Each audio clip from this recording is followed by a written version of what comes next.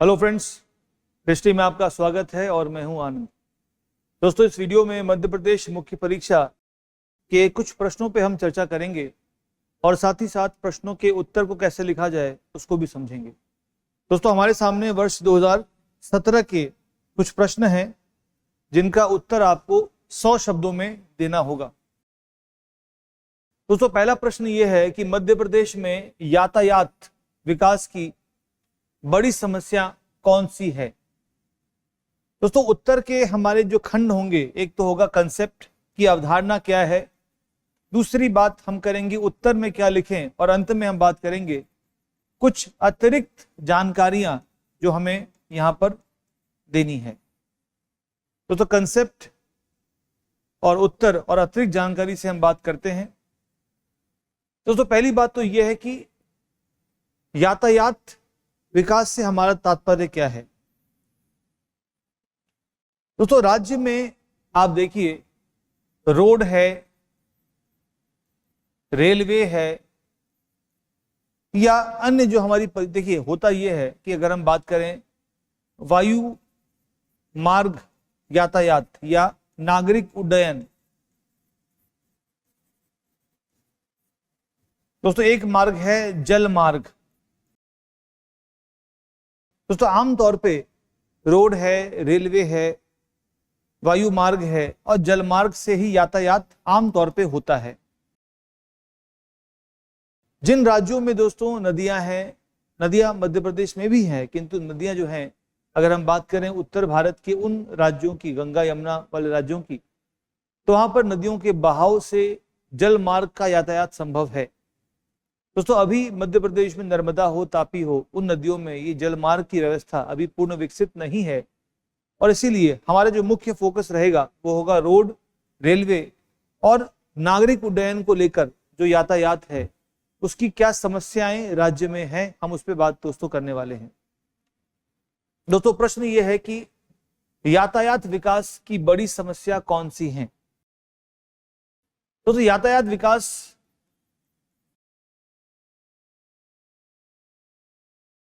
को लेकर जो हमारी समस्याएं हैं उनको हम कुछ भागों में बांट सकते हैं, जैसे एक भूमि समस्या, आर्थिक समस्या, वित्तीय समस्या, प्रशासनिक समस्या,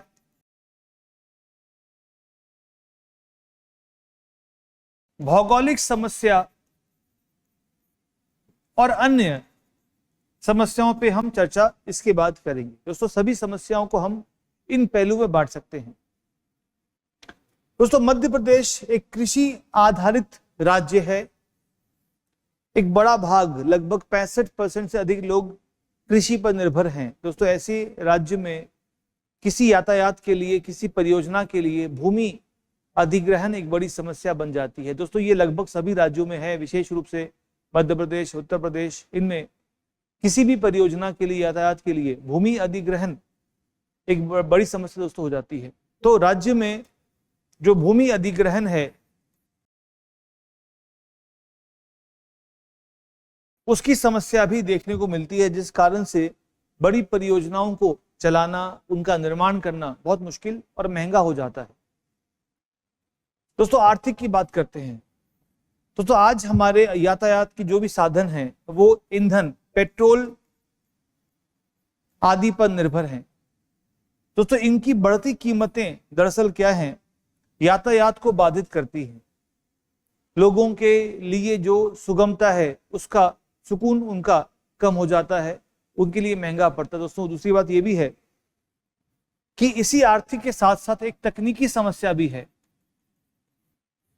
जैसे आप देखें, कुछ देशों में हाइपरलूप तकनीक की बात हो रही है, भारत में भी हो रही है, किंतु हाइपरलूप ऐसी तकनीक है जो कम स्थान पे हाई स्पीड से ट्रांसपोर्टेशन को बढ़ावा देगी। किंतु दोस्तों, भारत में चूंकि इस प्रकार की तकनीकी समस्याएं हैं या तकनीकी अभाव है, इन अभावों से देश में यातायात विकास की समस्या मध्य प्रदेश में विशेष रूप से आपको देखने को मिलेगी। दोस्तों, इसके अलावा बढ़ती महंगाई या बढ़ते ईंधन के दाम दरअसल क्या यातायात के विकास को बाधित करते, क्योंकि कोई भी निवेशक तब निवेश करेगा जब उसका इस्तेमाल होगा। अगर कीमतें बढ़ती हैं दोस्तों, उससे होता यह है कि फिर मुनाफे कम होते हैं, जिस कारण से यातायात के विकास में बाधा उत्पन्न होती है। क्योंकि मान लीजिए अगर हम ऐसी तकनीक का विकास कर लें जो कम कीमत पे काम करे दोस्तों, उस केस में तो यातायात विकास होगा। किंतु वैसी तकनीकें या वैसी परियोजना जो लोगों को महंगी पड़ेंगी, तो उसमें निवेश कौन करेगा? क्योंकि लोग बोलेंगे कि हमें ये मोड ऑफ ट्रांसपोर्ट महंगा पड़ता है, लोग उसका इस्तेमाल कम करेंगे दोस्तों। इसलिए यातायात को लेकर अगर हम जब तक सही कीमत पर, कम कीमत पर परियोजना का विकास नहीं करते, तब तक क्या होगा, उन परियोजनाओं में यातायात की समस्या बनी रहेगी। दोस्तों, राज्य सरकार के पास एक भारी राजकोषीय घाटा है। वित्त का अभाव दोस्तों एक बड़ी समस्या है। इस कारण से भी नवीन तकनीकों का इस्तेमाल या बहुत अधिक धन का निवेश करके यातायात का विकास करना बहुत महंगा पड़ जाता है दोस्तों, हो नहीं पाता। दोस्तों, आप कभी रोड को देखें, हमारी सड़कों में जो एक पूरा स्ट्रक्चर है, एक सड़क है, उस पर 2 पहिया वाहन,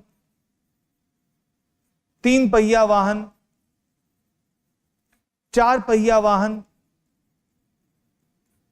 साइकिल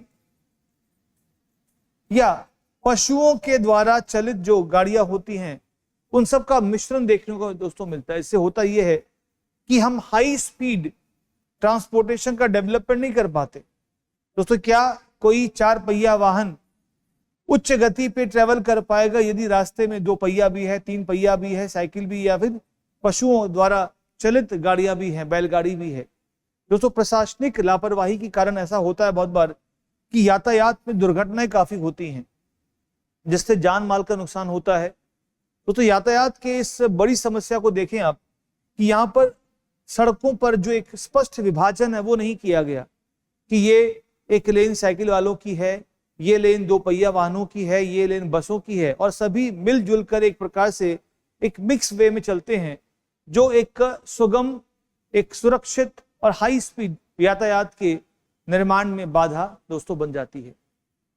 दोस्तों, फिर हम बात करते हैं भौगोलिक समस्या की। दोस्तों, आप देखें मध्य प्रदेश का जो पूरा नक्शा है,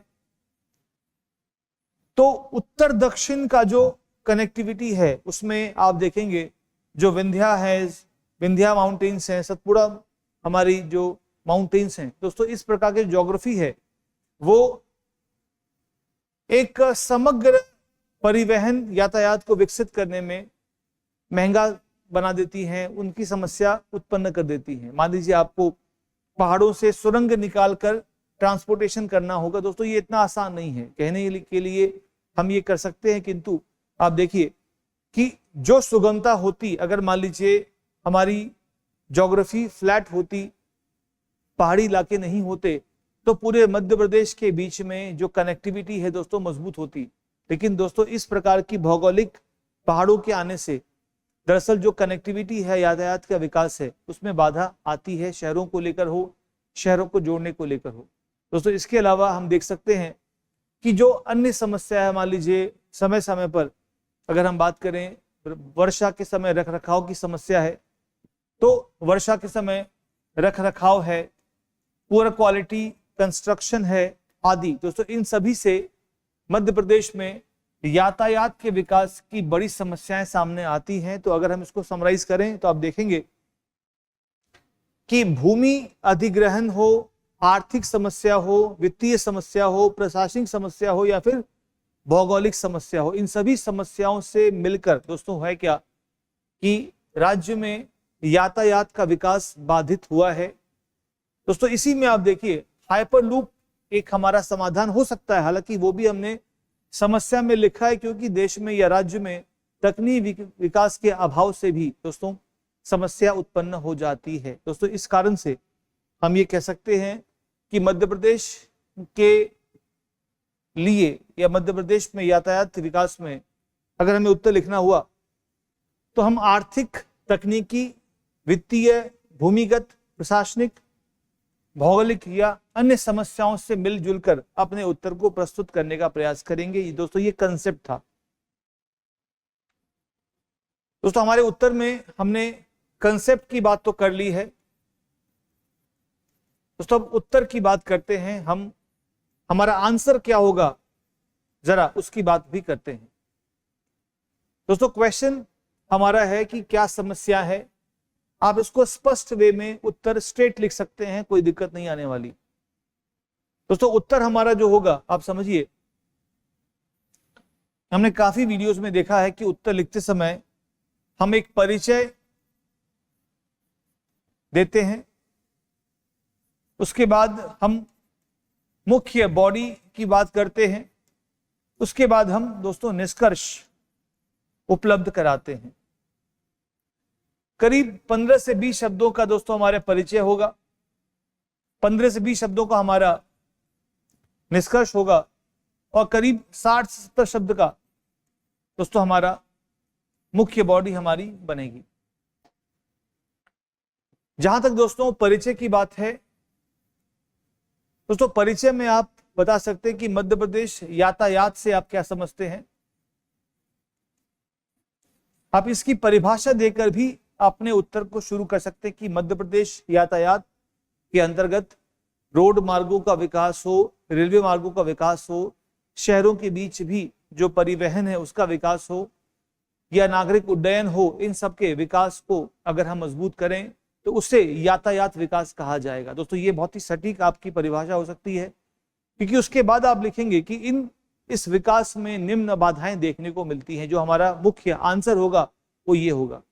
दोस्तों इसीलिए 60-70 शब्द पे जाने से पहले हम क्या करेंगे, परिचय की बात करें। परिचय हमारा क्या होगा, हम 15-20 शब्दों में बता देंगे कि मध्य प्रदेश यातायात में रोड है, रेलवे है या परिवहन है, इन सब का जो विस्तार है उसको हम यातायात विकास का नाम देते हैं। इसके बाद दोस्तों आता है हमारा मुख्य बॉडी, मेन बॉडी। दोस्तों आप बताएंगे कि मध्य प्रदेश में यातायात विकास के मार्ग में निम्न बाधाएं हैं। पहला भूमि में क्या, भूमि अधिग्रहण की समस्या। दूसरा आप कहेंगे कि उच्च गति के परिवहन की तकनीकों का अभाव, जैसे हाइपरलूप है या बुलेट ट्रेन है। फिर आप बताएंगे राज्य की कमजोर वित्तीय स्थिति। इसमें आप बता देंगे कि राज्य का जो वित्तीय घाटा है वो पहले से ही ज्यादा है और जीएसडीपी का 4.99% हमारा दोस्तों क्या है, राजकोषीय घाटा है, जो अधिक यातायात पे खर्च करने के लिए राज्य सरकार को बाधित करता है, रोकता है। दोस्तों बता देंगे कि आर्थिक समस्याएं, बढ़ती महंगाई हो, बढ़ता पेट्रोल हो, ये भी क्या है, उपभोक्ताओं को इन यातायात सुविधाओं के लिए भुगतान करने के लिए कमजोर बनाती है। मान लीजिए सरकार खर्च करे, अच्छे ट्रांसपोर्ट नेटवर्क डेवलप कर दे, किंतु अगर चीजें महंगी होंगी तो लोग उसका इस्तेमाल कम करेंगे। दोस्तों आप बताएंगे कि एक व्यवस्थित यातायात की अवधारणा प्रशासन ने कायम नहीं की है। यातायात के लिए जो व्यवस्था होनी चाहिए उसमें सरकारें असफल रही हैं, प्रशासन असफल रहा है, लोगों की जागरूकता में भी प्रशासन बहुत सफल नहीं रहा। दोस्तों आप बताएंगे कि मध्य प्रदेश की जो ज्योग्राफी है वो भी एक प्रकार की बाधा है, पूरे मध्य प्रदेश को एक समग्र यातायात में विकसित करने से रोकती है, क्योंकि माउंटेन रेंजेस हैं, नदियां हैं, पहाड़ी और काफी जटिला एक पठारी क्षेत्र है। दोस्तों इन कारणों से भी क्या है, मध्य प्रदेश का विकास थोड़ा सा यातायात में रुक जाता है। दोस्तों अंत में जो भ्रष्टाचार है, रख रखाव की समस्याएं हैं, ये अलग समस्या रहेगी जिसकी आप बात दोस्तों करेंगे। आप देखें हमारे पास 6 बिंदु हैं, 7 बिंदु हैं, सभी बिंदुओं को आपने एक सेंटेंस में भी लिखा 10 शब्दों का, आसानी से आपके 60-70 शब्द पूरे हो जाएंगे दोस्तों। तो ये हमारा दूसरा पहलू हो गया। अब दोस्तों निष्कर्ष की बात करते हैं। निष्कर्ष दोस्तों क्या होगा, हमारा समाधान होगा, हमारा सॉल्यूशन होगा। दोस्तों इसमें होता क्या है कि हम कोई सुझाव दे सकते हैं। दोस्तों हम बता सकते हैं कि सुझाव हमारे क्या होंगे। हम बता सकते हैं कि इस प्रकार इन तकनीकों के इस्तेमाल से, मान लीजिए हमने बात कर दी कि हम नई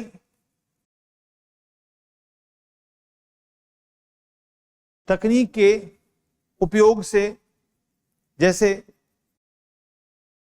हाइपरलूप है या बुलेट ट्रेन परियोजनाएं हैं, इनके माध्यम से यातायात को और मजबूत कर सकते हैं। लेकिन सरकार को उससे पहले तकनीक पर, नवाचार पे व्यय करना होगा और कुछ अंतर्राष्ट्रीय जो समझौते हैं वो करने होंगे, जिसके लिए केंद्र की मदद चाहिए होगी। दोस्तों, समाधान सुझाव आपके अपने हो सकते हैं। आपको लगे आप किसी नए विचार को प्रस्तुत करते हुए समाधान को प्रस्तुत कर सकते हैं। हालांकि एक समाधान ये है कि यातायात के लिए जो नई तकनीकें हैं उन पर विशेष काम किया जाए। ग्रीन हाइड्रोजन की आप बात कर सकते हैं, हाइपरलूप की बात कर सकते हैं, या अन्य किसी तकनीक की बात कर सकते हैं। इसके अलावा आप चाहें तो वित्त पोषण की जो अलग अलग स्थितियां हैं कि हम किस प्रकार से वित्त पोषण की समस्या को दूर करें, बाजार से पैसा उठाएं, बॉन्ड जारी करके, उसकी बात भी कर सकते हैं। दोस्तों, उनसे क्या होगा, धन की आवश्यकता प्रॉपर रहेगी या धन की आवश्यकता की पूर्ति होगी, जिससे हम देखेंगे कि जो परिवहन है, यातायात है, उसको हम मजबूत कर सकेंगे। दोस्तों, ये हमारा इसका उत्तर हो गया। दोस्तों, यहाँ पे हमने सारी बातें देख ली हैं कि अगर हम प्रश्न की बात करें तो परिचय देखा हमने, मुख्य बॉडी देखी हमने, और हमने देख लिया कि निष्कर्ष हमारा क्या होगा, हमारा एक समरी या हमारा समाधान क्या होगा। दोस्तों, इसके बाद हम आगे बढ़ते हैं और अगले प्रश्न की ओर आते हैं। स्मार्ट सिटी योजना की क्या संकल्पना है? मध्य प्रदेश के किन शहरों को चयनित किया गया है और क्यों किया गया है? दोस्तों, 2015 में भारत सरकार ने स्मार्ट सिटी परियोजना या राष्ट्रीय स्मार्ट सिटी मिशन नामक परियोजना को लॉन्च किया और कहा कि हम देश भर में कम से कम 100 स्मार्ट शहर बनाएंगे। दोस्तों, क्या है स्मार्ट शहर?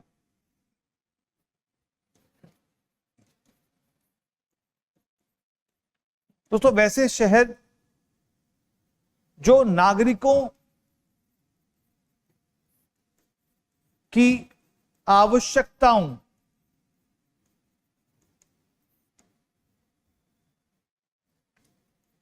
को पूर्ण करने के लिए पूर्ण तैयार हो। दोस्तों, वैसे शहर जो सभी आवश्यक अवसंरचना से परिपूर्ण हो, दोस्तों उसे हम स्मार्ट शहर कह सकते हैं। देखिए, स्मार्ट का मतलब यहां पे क्या है? एक ऐसा शहर जो लोगों की आवश्यकताओं को पहले ही भांप ले और अपने आप को इस प्रकार से अपग्रेड कर ले कि जो लोगों की आवश्यकता होगी उसको पूरा कर पाएगा। जैसे अगर हम बात करें, वर्षा आने वाली है तो शहर के सभी नाले साफ होने चाहिए ताकि पानी जमा ना हो। अगर दोस्तों शहर इस तर्ज पे काम करेगा, शहर में एक अच्छा कचरा प्रबंधन मैकेनिज्म है, दोस्तों उसे हम बोलेंगे स्मार्ट शहर। किसी शहर में बिजली की खपत को खुद उत्पन्न करके पूरा किया जाता हो, दोस्तों वो स्मार्ट शहर होगा।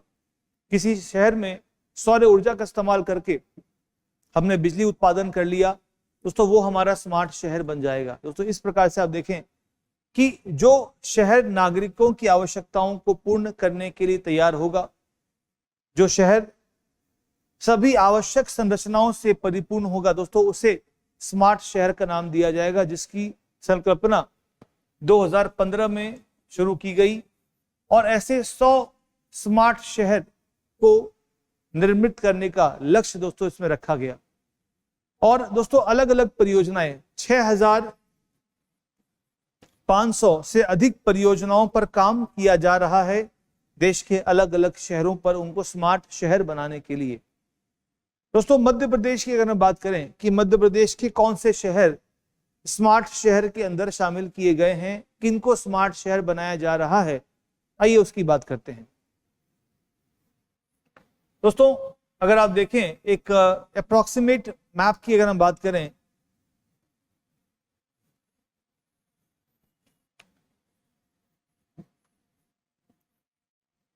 दोस्तों आप देखें, ग्वालियर,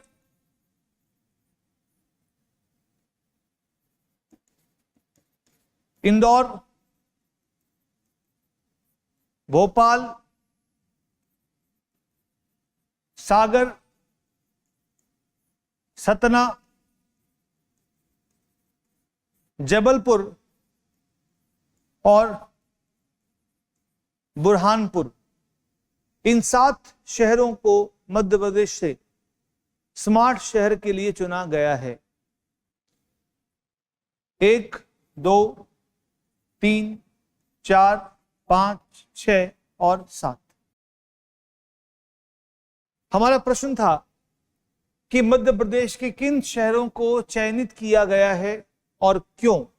दोस्तों आप देखिए, मध्य प्रदेश के पश्चिम, पूर्व, मध्य, उत्तर, दक्षिण सभी क्षेत्रों से एक शहर को चयन किया गया है। क्यों? अगर हम सागर को डेवलप करते हैं दोस्तों, तो इस शहर के साथ साथ आसपास के जो नगर पालिकाएं हैं उनका भी विकास किया जा सकेगा। एक शहर या एक जिला अपने आसपास के जिलों का विकास करेगा और इससे पूरे मध्य प्रदेश का जो सामाजिक आर्थिक विकास है वो पूरा हो सकेगा। दोस्तों यहां पे आप देखिए, लोगों की मांग उज्जैन भी थी, किंतु राज्य सरकार ने उज्जैन के ऊपर बुरहानपुर को वरीयता दी, क्योंकि बुरहानपुर के आने से जो दक्षिण मध्य प्रदेश है उसका विकास भी दोस्तों हो सकेगा। दोस्तों इसीलिए आप देखिए, जबलपुर, सतना, सागर, भोपाल, इंदौर और ग्वालियर, तो राज्य भर में शहरों के विकास के लिए, शहरों के नवीनीकरण के लिए, शहरों में पर्यटन के विस्तार के लिए, शहरों में दोस्तों जो लोग हैं, लोगों को बेहतर सुविधाएं उपलब्ध कराने के लिए, कचरा प्रबंधन बेहतर हो, राज्य भर में एक समग्र और विस्तृत विकास हो, एक जिले के आसपास की जो नगर पालिकाएं हैं इनका प्रभाव पड़ेगा आसपास के ग्रामीण क्षेत्रों में। शहरों के जो गरीबी है, जो झुग्गियां हैं, समस्याएं हैं, उनके समाधान के लिए दोस्तों मध्य प्रदेश के 7 शहरों को स्मार्ट सिटी परियोजना के तहत चुना गया है। दोस्तों आप इस मैप से भी याद कर सकते हो, आप देख सकते हैं कि मध्य प्रदेश के एक विस्तृत विकास के लिए, समग्र विकास के लिए, शहरों में गरीबी, झुग्गियों आदि के उन्मूलन के लिए हो।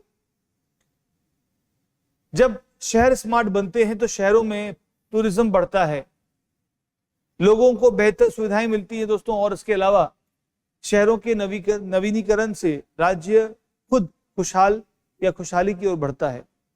दोस्तों इन सभी उद्देश्यों के फलस्वरूप मध्य प्रदेश के इन 7 शहरों को चुना गया है। दोस्तों हम जरा उत्तर पे आते कि उत्तर हमारा क्या होगा। दोस्तों ये तो हमारी परिभाषा हो गई, आप देख सकते हैं कि ये हमारी परिभाषा हो गई है। हमने यहां देख लिया कि हमारी परिभाषा ये है कि स्मार्ट सिटी प्रोजेक्ट क्या है। स्मार्ट शहर में हमने देखा कि एक ऐसा शहर जो नागरिकों की आवश्यकताओं के अनुरूप खुद को ढाल ले, एक ऐसा शहर जो नागरिकों की आवश्यकताओं के अनुसार खुद को उन्नयन कर ले, अपग्रेड कर ले, एक ऐसा शहर जो सभी आवश्यक परियोजनाओं से, सभी आवश्यक संभावनाओं से परिपूर्ण है, जिनमें उन्नत तकनीकें हैं, कचरा प्रबंधन से लेकर हो, बिजली उत्पादन से लेकर हो, बेहतर इंफ्रास्ट्रक्चर हो। तो इन सभी चीजों से लबालब जो शहर होगा उसको स्मार्ट शहर कहा जाएगा, जिस परियोजना की संकल्पना को 2015 में शुरू किया गया और 100 कम से कम शहरों को इस योजना के तहत स्मार्ट शहर बनाने का लक्ष्य रखा गया। दोस्तों ये तो हमारे करीब, देखिए हमें 100 शब्द में उत्तर देना है और करीब 40 शब्द आप यहां भी दे सकते हैं। इस परिभाषा को आपने लिखा, आपने एग्जाम्पल दिया।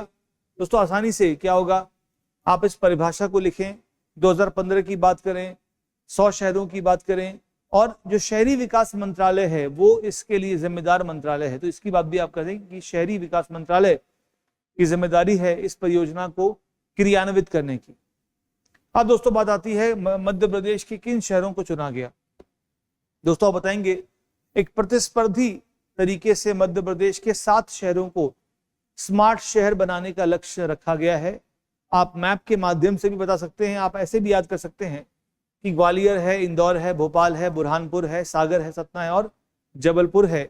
और इन शहरों को स्मार्ट शहर बनाने का जो लक्ष्य है उसका कारण ये है कि इन 7 शहरों का जो विस्तार है वो मध्य प्रदेश के अलग अलग भौगोलिक स्थिति से है। अगर ऐसा होता कि हमने 4 शहर एक ही भाग से लिए होते तो शायद वो गलत होता, किंतु हमने मध्य प्रदेश के पूरे उत्तर, दक्षिण, पूर्व, पश्चिम और मध्य उत्तर प्रदेश के सभी क्षेत्रों से एक एक शहर को, जिले को चूज किया और उसको हम स्मार्ट शहर के रूप में कन्वर्ट करेंगे, जिससे जो विकास है वो आसपास के क्षेत्रों में भी क्या होगा, पेनिट्रेट होगा, फैलेगा, जिससे मध्य प्रदेश के संपूर्ण विकास का मार्ग खुलेगा। शहरों के नवीनीकरण हो, पर्यटन का विस्तार हो, लोगों को बेहतर सुविधाएं हो, बेहतर कचरा प्रबंधन हो, स्वच्छता हो। दोस्तों कोविड के बाद तो ये महत्वपूर्ण हो गया कि शहरों में, अगर देखिए शहरों में आमतौर पे जनसंख्या घनत्व ज्यादा होता है, पॉपुलेशन की डेंसिटी ज्यादा होती है, जिस कारण से बीमारियां तेजी से फैलती हैं। इसलिए बेहतर कचरा प्रबंधन हो, समग्र विकास हो और अन्य नगर पालिकाओं का भी विकास हो। दोस्तों इन सभी उद्देश्यों से मध्य प्रदेश के इन 7 शहरों को स्मार्ट सिटी के लिए चुना गया है। दोस्तों ये हमारे प्रश्न का उत्तर हो गया। दोस्तों आप बता सकते हैं अंत में, देखिए हमने इस प्रश्न के उत्तर में सारी बातें की हैं। अब हम अगर निष्कर्ष पे आए, दोस्तों निष्कर्ष में आप देख सकते हैं कि इंदौर जो है पिछले 7 सालों से सबसे स्वच्छ शहर के रूप में एक पुरस्कार जीतता आ रहा है। तो ये बताता है कि अगर प्रशासनिक विल पावर हो तो परिवर्तन होता है, और इंदौर ने ये काम करके दिखाया है, जिससे आप अपना उत्तर समाप्त कर सकते हैं कि एक ऐसा शहर जो विश्व में सबसे स्वच्छ है, स्मार्ट बनने की कगार पे है। दोस्तों वो आप एग्जाम्पल देकर अपना उत्तर समाप्त कर सकते हैं। दोस्तों ये रहा, इस प्रकार से हमारे प्रश्न के उत्तर होते हैं, जहां पे हमने परिचय की बात की। देखिए हालांकि यहाँ पर जो पहला प्रश्न है उसका उत्तर ही हमारा परिचय है, तो आप सीधा पॉइंट पे आए कि हाँ 40 शब्दों में बता दें आप कि स्मार्ट शहर परियोजना क्या है। फिर आपने बता दिया कि मध्य प्रदेश के ये शहर हैं, ये कारण हैं, और फलस्वरूप इंदौर देश का पिछले कुछ वर्षों से सबसे स्वच्छ शहर बन के उभर के सामने आया है, जो प्रशासनिक सफलता की शक्ति को दर्शाता है कि अगर प्रशासन चाह ले और ठोस कदम ले ले तो संभव है कि सभी शहर देश के स्मार्ट बन सकते हैं। दोस्तों ये थे हमारे इस प्रश्न का उत्तर। मिलते हैं अगले वीडियो में और बाकी प्रश्नों की बात विस्तार से करेंगे। धन्यवाद। पीसीएस परीक्षाओं से जुड़ी हर जरूरी जानकारी के लिए हमने शुरू किया है एक नया कार्यक्रम, साइंस दिस वीक। ये कार्यक्रम हर रविवार दोपहर 12 बजे दृष्टि पीसीएस चैनल पर प्रसारित होता है।